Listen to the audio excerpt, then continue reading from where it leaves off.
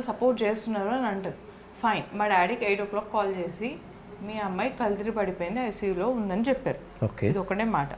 మా డాడీ వెళ్ళేసరికి మళ్ళీ ప్రిన్సిపల్ 10 o'clock రావాల్సిన ఆఫీస్కి అక్కడ ఎందుకున్నాడు? ఆ టైంకి ఎప్పుడు వచ్చిండో తెలియదు. అక్కడ ఉన్నాడు. హెచ్ఓడి ఉన్నాడు. ప్రతి ఒక్క డిపార్ట్మెంట్ హెడ్ ఉన్నాడు. ఎవరో ఒక్కరు ఇద్దరు కాదు, ప్రతి ఒక్క డిపార్ట్మెంట్ హెడ్ అక్కడ ఉన్నాడు. ఇట్లా మొత్తం గుంపు కూడి ఉన్నారంట. లోపల ఏం జరుగుతుందో కూడా తెలియదు. మా డాడీకి జస్ట్ వెంటిలేటర్ చూపిస్తే అర్థం ఏంటి? అట్లీస్ట్ ఏ టైంలో తను అక్కడ అడ్మిట్ అయిందన్నది కూడా ఇన్ఫర్మేషన్ ఇవ్వాలి కదా.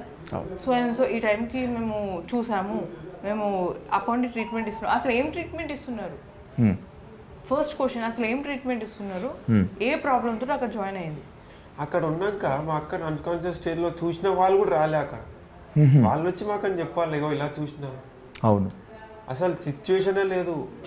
ఇంతకీ ఫస్ట్ ప్రీతి అన్కాన్షియస్ లోకి వెళ్ళిపోయిన తర్వాత ఎవరు చూసారని చెప్పారు? మాకు కూడా క్వశ్చన్ మార్కే ఉంది. అవును, ప్రీతి ఒంటి పైన గాయాలున్నాయి అనేటువంటిది ఒక వాదన.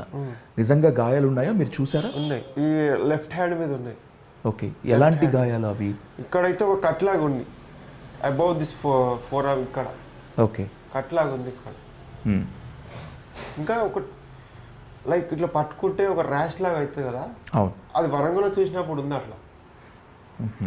ఇక్కడికి వచ్చేసరికి అది మానిపోయింది ఏమైందో, కానీ అక్కడ చూసినప్పుడు అయితే ఉంది.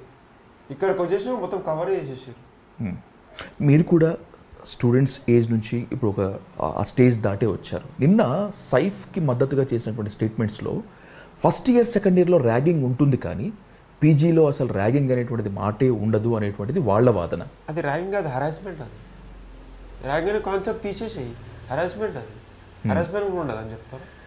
అంటే మాకు ఆమె పిచ్చిది, ఆమె అంతా ఆమె చేసుకుంటుంది. 3 years కష్టపడితే ఆమెకు లగ్జరీ లైఫ్ ఉంటుంది. అవన్నీ మర్చిపోయి చేసుకుంటుంది అని మీరే అనుకుంటారా?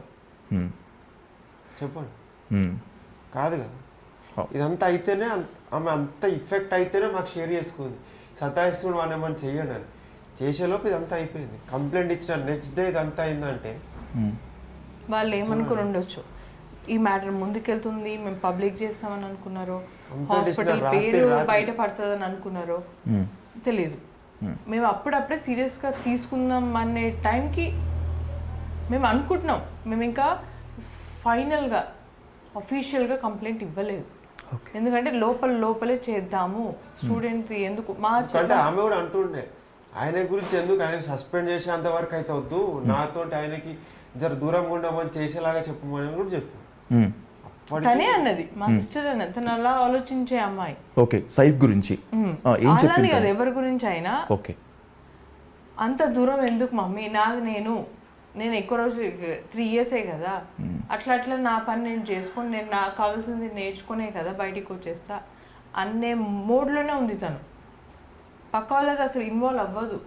నువ్వు ఫ్రీగా ఉంటూ చాలా బాగుంటుంది. నువ్వు పక్క 10 rupees అన్నా 100 rupees ఇస్తుంది. మేమే అంటావు ఎందుకు ఇస్తావు నువ్వు అంటే ఫోన్ లేక చేంజ్ లేదు. నాకు కూడా ఇచ్చేసిన, రిటర్న్ అడగదు, ఇచ్చింది కూడా. తనకి ఇయర్ రింగ్స్ ఇట్లా ఆర్నమెంట్స్ అంటే చాలా ఇంట్రెస్ట్. రోడ్ మీద పోతుంటే నువ్వేంది వాడి దగ్గర తీసుకుంటావు అని అంటున్నా, కానీ నాకు నచ్చింది నేను తీసుకుంటా అంట. వాడు ఒకవేళ 50 రూపాయలు అంటే 50 రూపాయలకు 1 రూపాయి తక్కువ చేయమని అడగదు, బార్గెనింగ్ కూడా ఉండదు. డైరెక్ట్ ఇక ఎంత వాళ్ళంటే అంత ఇచ్చేస్తుంది. తను అలా ఉంటుంది. నువ్వు బాగా మాట్లాడు మంచి, కానీ నువ్వు ఏదైనా పట్టమని అన్నావు అనుకో రిటర్న్ ఆన్సర్ చేస్తుంది.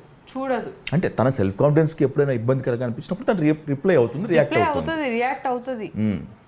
తను అసలు భరించేది అసలు ఆ క్యారెక్టర్ కూడా కాదు.